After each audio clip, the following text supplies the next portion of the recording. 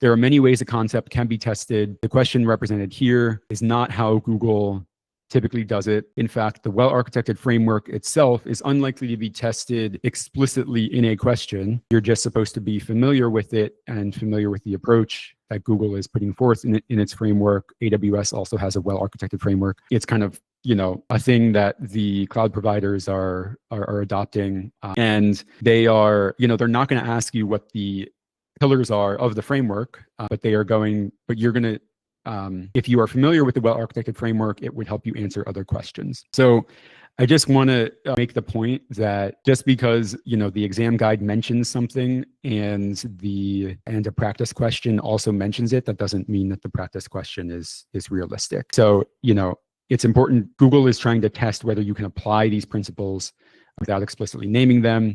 And that's a theme that we saw not just on this tip, but in the previous example of the Vertex AI feature store, right? The question wasn't even actually about feature store, although there will be some questions on the new exam that pertain to AI and Vertex AI, but it was actually about latency. And your understanding that latency as something important to measure still applies even when you're using AI services.